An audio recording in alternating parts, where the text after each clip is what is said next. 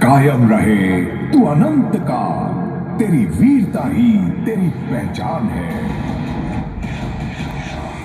हर दिल की धड़कन है तू, तिरंगे की शान है। तेरी बहादुरी को देख डरने लगा अब शमशान है।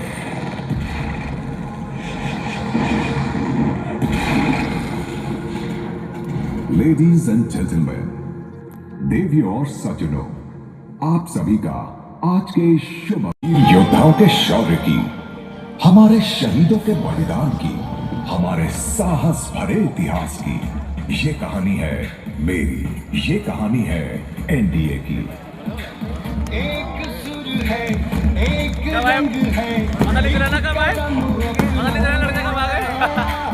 है तिरंगा जान अपनी थाम के रखना। रंग बसंती चढ़े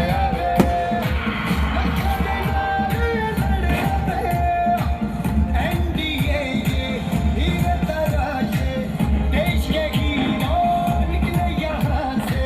सरफरोशी की मशालें हाथों में काबिल कैडेट्स ने सफलता हासिल करके इतिहास रचा है।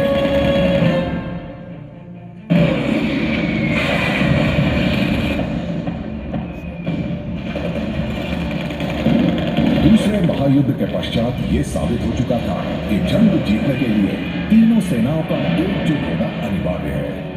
और इसी सोच के कारण मेरा यानी द नेशनल डिफेंस एकेडमी का जन्म हुआ। 2 मई 1945 को भारत के commander in chief field marshal sir Claude J Auchinleck की अध्यक्षता में एक कमेटी स्थापित की गई।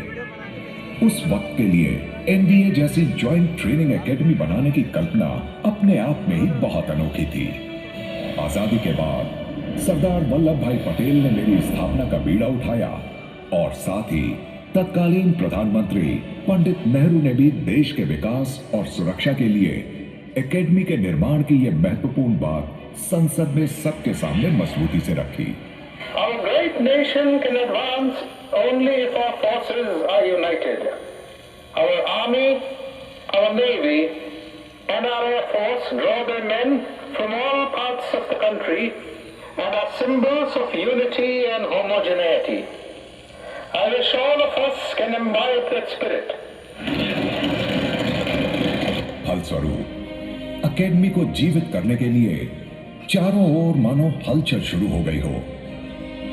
अतः हुए महाराष्ट्र राज्य के पुणे जिले में एक स्थायी मिलिट्री ट्रेनिंग एकेडमी स्थापित करने का काम शुरू हो गया। मिलिट्री ट्रेनिंग के लिए योग्य टेरेन और लोहेगांव में एयर बेस की मौजूदगी को देखते हुए खड़गवासला में यह एकेडमी बनाने का फैसला लिया गया। साथ ही यह तय किया गया कि जब तक खड़गवासला में एनडीए तैयार नहीं हो जाता, तब तक देहरादून के क्लेमेंट टाउन में ज्वाइंट सर्विसेज विंग के रूप में एक अस्थायी ट्रेनिंग प्रोग्राम को शुरू किया जाएगा। 6 अक्टूबर 1949 को तत्कालीन प्रधानमंत्री ये है पासिंग आउट परेड, एक कैडेट के जीवन का सबसे यादगार इवेंट। इस मुकाम को कैडेट अंतिम पद पार करके हासिल करता है।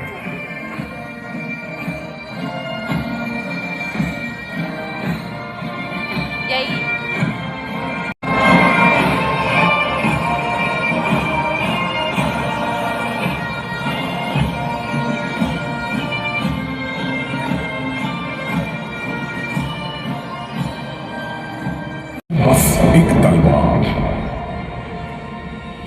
मेरा सीना गर्व से चौड़ा और आंखें नम हो जाती हैं जब मैं उन वीर कैडेट्स को याद करता हूं जिन्होंने देश की रक्षा के लिए अपने प्राणों का बलिदान दिया।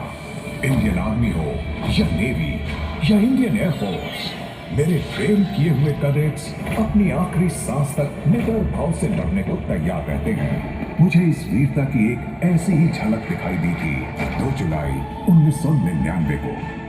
लगे मानो चारों ओर से बमबारी और गोलियों की बौछार होने लगी हो। कैप्टन दिन मनोज पांडे को दुश्मन को मार गिराने का आदेश मिला। अपने एक सेक्शन को दाहिने तरफ दुश्मन का सफाया करने भेजते हुए खुद बाईं तरफ से 4 दुश्मन की पोस्ट उड़ाने के लिए वो निकल पड़े।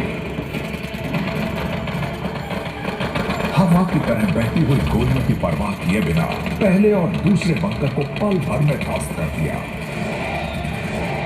दुश्मन की तीसरी पोस्ट पर जाते हुए कंधों और पैरों में गोली लगने के बाद भी निडर होकर आगे बढ़ते रहे।